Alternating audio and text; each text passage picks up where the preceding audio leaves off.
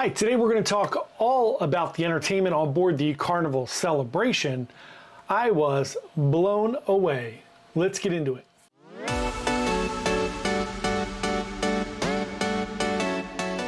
Hey everyone, John here from Byte Size Cruises. Today we're going to talk all about the entertainment on board Carnival Celebration.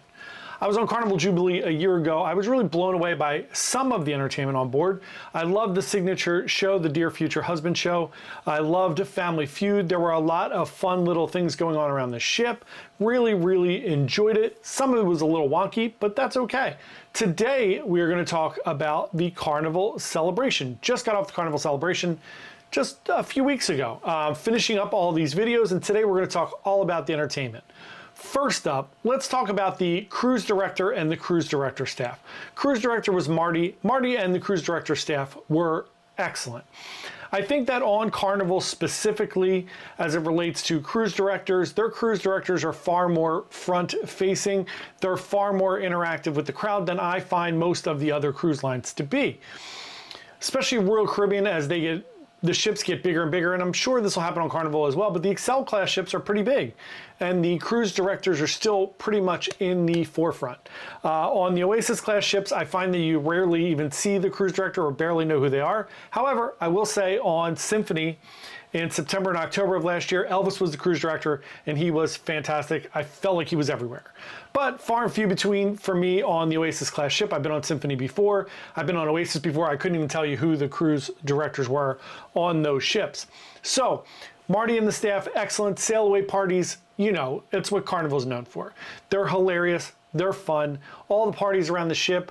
The trivia I thought was really good.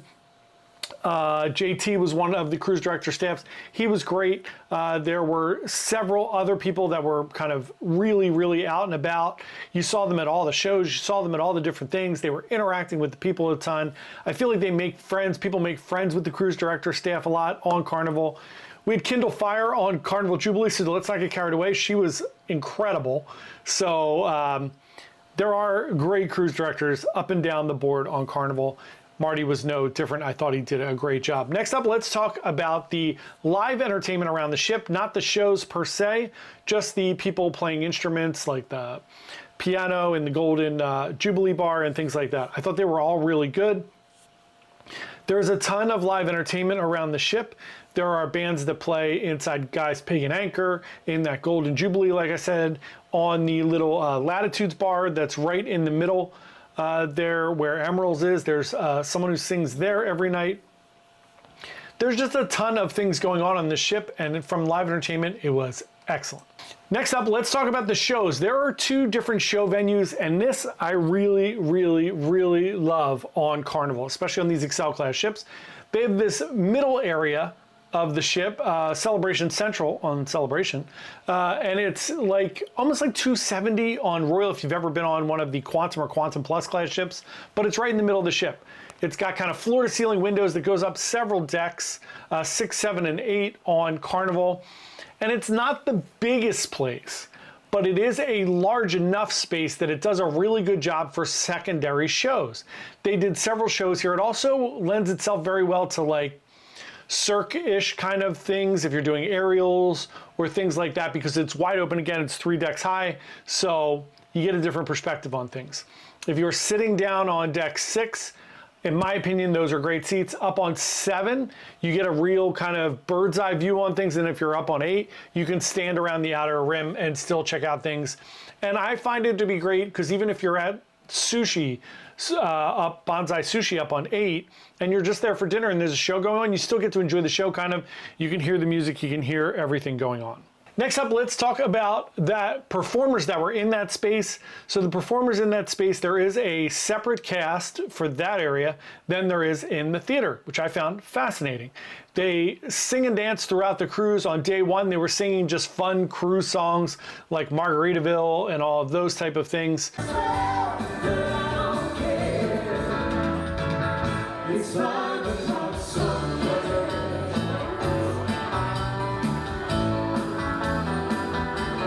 That you would hear up on the pool deck normally. I thought they were great, and then they did, the theater cast did a little presentation in there on day 1, and I think this is a brilliant idea. I think it's because a ton of people don't go to the shows on Carnival in the main theater because they were never really super crowded. But the theater cast did a little sampler where they did maybe like a minute of each song from a different show.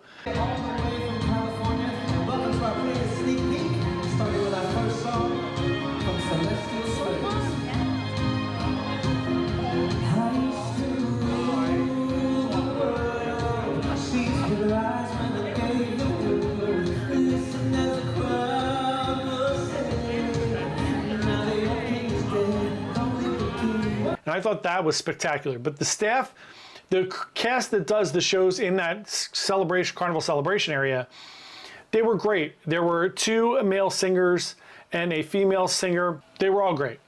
Nonetheless, they were great. They did the Most Magnificent Circus.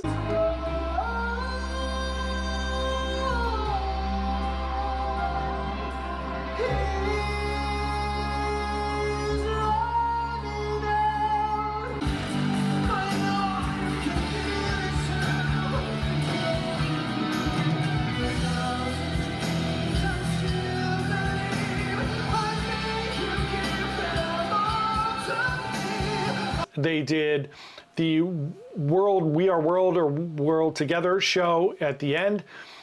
Celestial Strings was in there, which was several violinists. They use electric violins and they do a bunch of music in there for that. It is really, really great.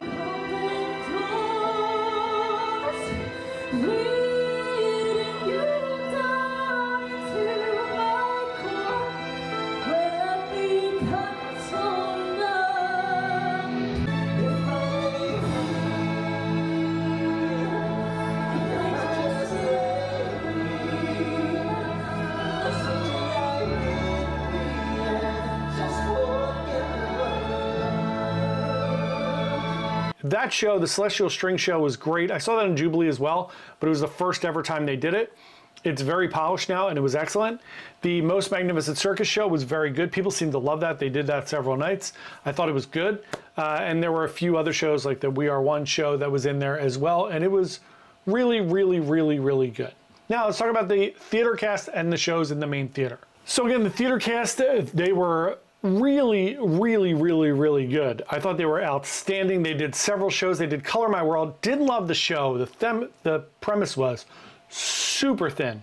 I've seen that show. It was on Venezia as well. I don't love that show, but the music is great. It would have almost been better to me if they just did like a concert, which I think some of the cruise lines are leaning towards, because I saw MSC is doing Dirty Dancing live, like a concert, and Norwegian is doing the music of Prince as like a concert. I kind of am leaning towards that. I love a good production show, but like Flight on Royal Caribbean is fantastic. It's got a great kind of plot and theme that goes throughout it. The music's great, all of that.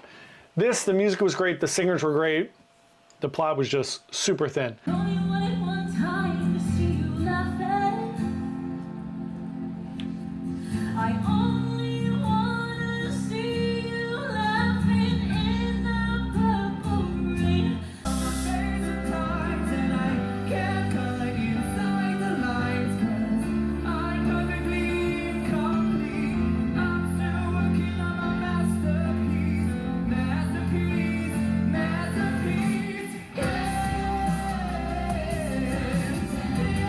They did Amor Cubano, which is like a Latin, obviously it's a Latin, it's an ode to Cuba.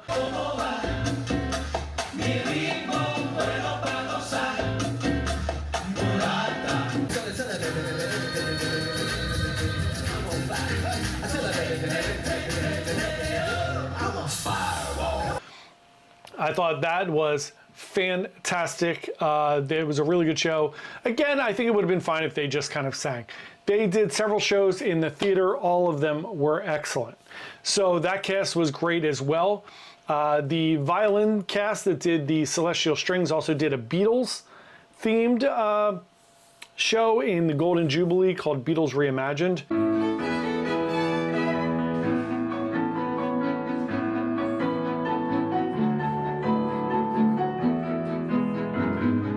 They were excellent as well.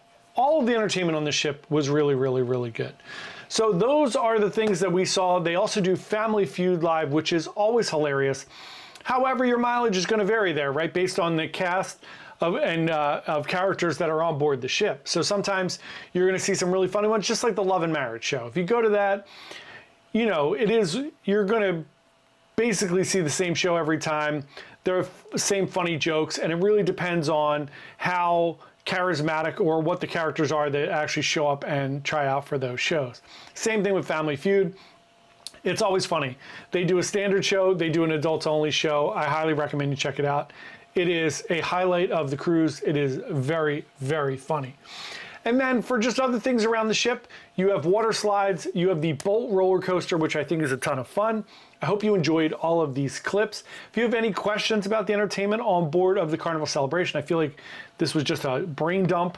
Let me know in the comments below. I'd love to answer any questions. Hope you enjoyed these clips. Hope you enjoyed some of the entertainment. And if you need any help booking your cruise, we would love to help you.